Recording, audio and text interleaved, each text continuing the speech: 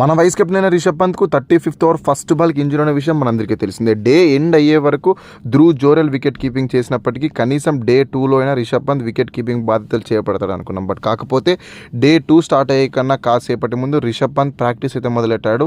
మరి ఇంకొకసారి ఆ ఫింగర్ హెవీ పెయిన్ రావడంతో రిషబ్ పంత్ వెంటనే ప్యూలెన్కి వెళ్ళిపోయాడు.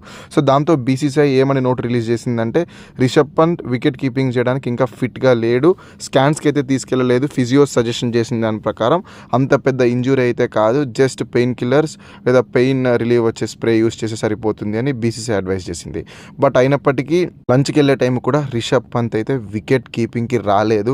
సో ఇది ఒక బిగ్గెస్ట్ క్వశ్చన్ అయితే రేజ్ చేస్తుంది. ఎందుకంటే ఇంగ్లాండ్ వాళ్ళు ఆల్మోస్ట్ ఆల్అవుట్ అయ్యే దిశగానే వెళ్ళిపోతున్నారు. సో వాళ్ళు కనుక ఆల్అవుట్ అయితే రిషబ్ పంత్ నంబర్ 5లో బ్యాటింగ్ చేయడానికి వస్తాడా రాడా అనేది.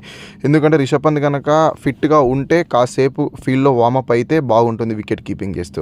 బట్ ఇప్పటికీ వార్మప్ కూడా కాదు కదా, అసలు ఫీల్డ్లోకి రిషబ్ పంత్ అడుగు పెట్టలేదు. కాబట్టి బ్యాటింగ్ చేయడానికి వస్తాడా రాడా అనేది అయితే వేసి చూడాలి. అందరు అనుకుంటున్న ప్రకారం రిషబ్ పంత్ గ్యారంటీ బ్యాటింగ్కి వస్తాడు, అది గెసబులే. బట్ కాకపోతే నా ఒపీనియన్ ఏంటి అంటే నిజంగా ఒకవేళ రిషబ్ పంత్కు స్కాన్స్ ఏమీ అవసరం లేకోకుండా ఫ్రాక్చర్ లాంటి సిమ్టమ్స్ ఏవి లేకోకుండా ఉంటే రిషబ్ పంత్ వార్మప్ చేయించి తర్వాత బ్యాటింగ్ ఆడించడమే మంచిది. మీ ఒపీనియన్ ఏంటో కింద కామెంట్లో తెలియజేయండి. వీడియో నచ్చితే లైక్ చేసి ఛానల్ని మటుకు సబ్స్క్రైబ్ చేసుకోవడం మర్చిపోకండి.